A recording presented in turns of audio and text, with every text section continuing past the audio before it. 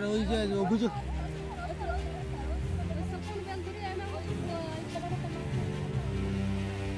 আদিবাসী পরিবারের চাষের জমি দখলদারের অভিযোগ তৃণমূলের সাধারণ সম্পাদক তথা এলাকার প্রাক্তন বিধায়কের বিরুদ্ধে। রীতিমতো জমিতে পিলার পুঁতে জানাচ্ছেন সে জমি তাঁর। আদিবাসীদের জমি হস্তান্তর নিয়ে মুখ্যমন্ত্রীর করা বার্তাকে রীতিমতো বুড়ো আঙুল দেখিয়ে প্রাক্তন বিধায়ক স্বপন বেলথরিয়া এক কোম্পানির নামে জমি রেজিস্ট্রি করেন বলে অভিযোগ। জুরগুড়ি গ্রামের এক আদিবাসী পরিবার 1961 সালে কাশীপুরের রাজার কাছ থেকে 2 বিঘা জমি পেয়েছিল। সেই থেকে বংশ পরম্পরায় ওই জমিতে চাষ করছেন আদিবাসী পরিবারই। 2003 সালে জমি নিয়ে অন্য এক সম্প্রদায়ের কয়েকজনের সঙ্গে ঝামেলা হয়।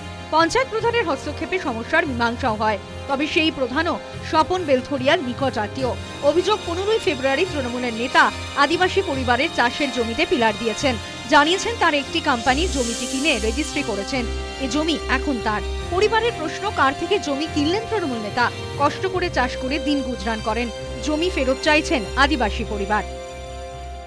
আমরা চাষ করছি, আমাদের বাবা বলছে চেক বন্দোবস্ত দেখাচ্ছে, যে চেক বন্দোবস্ত আছে, ওই হিসাব চাষ করে আসছি। আস্তে আস্তে হঠাৎ আমাদের এই ঝামেলা চলছে। টেলার কিছু করে নাই, বলছে না, বুঝে এটা হবে না। ওই তো বলছে কে হবে না, আর কি বলবো।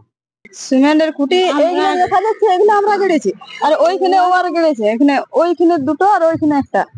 আর আমরা ছিলাম না, বাড়িতে কাজে গেছিলাম, তখন গেড়েছে। আর আসি দেখছি আমরা যে খুঁটা গাড়া আছে, তারপর ওয়াল থেকে তো এমনি মুখে আমরা তো পারবো না, আমাদেরকে ইয়ে করে দেবে। সব অভিযোগ অস্বীকার করেছেন অভিযুক্ত তৃণমূল নেতা। তার সাফাই, ওই জমি সরকারি খাস জমি, তাদের একটি কোম্পানি সেই জমি কিনেছে। এত কোটালরা যেটা দাবি করছি যে আমাদের জায়গা ছিল, কোটালদের যদি কোনো কাগজপত্র থাকে সরকারি, আমরা নিজে দাঁড়িয়ে থেকে গিয়ে পজিশন দিয়ে দেব। কোটালরা যদি সরকারি কাগজ কোনো দেখাতে পারে, আমরা নিজে গিয়ে পজিশন দিয়ে দেবো। যে প্লটটার কথা বলা হচ্ছে, এই প্লটটা হচ্ছে টোটাল 48 একরের প্লট। ওই যে কাশীপুর যে ফুড গোডাউন হয়েছে, ওই প্লটের মধ্যে। এই ঘটনায় শুরু রাজনৈতিক তরজা। বিজেপির বক্তব্য, তৃণমূল ভয় দেখিয়ে জমি দখল করছে, তবে মানুষ এবার সোচ্চার হয়েছেন। কাশীপুর বিধানসভার প্রাক্তন বিধায়ক স্বপন বেলথরিয়া, ওনার নেতৃত্বে বহু জায়গাতে এরকম জমি উনি অবৈধভাবে দখল করে রেখেছেন।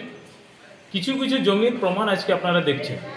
আপনারা জানেন যে কাশীপুর বিধানসভা মেনলি আদিবাসীদের সংখ্যাটাই বেশি আছে, এবং সেখানে আদিবাসীদেরকে কিভাবে ভয় দেখিয়ে এতদিন তাদেরকে চুপচাপ রেখেছিল, তাদের উপর বিভিন্ন রকমভাবে তাদের উপর অত্যাচার করত। এর আগেও এই পঞ্চায়েতের আন্ডারে এটাকে একবার মীমাংসা করার চেষ্টা করেছিল, যেহেতু ওই পঞ্চায়েতটা তার কোনো রিলেটিভ কেউ প্রধান ছিল, তাদের মাধ্যমে তারা এইভাবে পুরো কাশীপুরটা কবজা করার চেষ্টা করছে। জেলার বিভিন্ন প্রান্ত থেকে আদিবাসী সংগঠনগুলোও সোচ্চার হচ্ছে।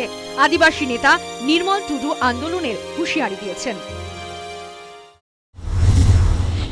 আমাকে ওই জায়গাটার ব্যাপারে এবং কাগজপত্র এবং জায়গাটা কি পজিশনে আছে সেটাকে দেখার জন্য আমাকে একটা দায়িত্ব দিয়েছেন, এবং ওনারা রাজ্য নেতৃত্বের কাছে জানিয়েছেন। সেই হিসাবে আমি জায়গাটা অবশ্যই প্রশাসনকে সাথে নিয়ে এবং জায়গা পরিদর্শন করতে যাব, এবং কি আছে না আছে এবং সেই প্রশাসনের সঙ্গে আলোচনা করে সেই একটা চিন্তাভাবনা আমি করব। প্রথমত জমিটি আদিবাসী পরিবারের, সেটা অস্বীকার করে তৃণমূল নেতা বলছেন সরকারি খাস জমি। তৃণমূল নেতার অভিযোগ যদি সত্যি হয়, তাহলেও কিভাবে সরকারি কোনো জমি কিনে নিতে পারে কোনো সংস্থা? মুখ্যমন্ত্রীর করা হুঁশিয়ারির সত্ত্বেও কেন আদিবাসী পরিবারকে বঞ্চিত করা হচ্ছে? তৃণমূল নেতার জমি দখলের ঘটনায় একাধিক প্রশ্ন উঠছে। News time.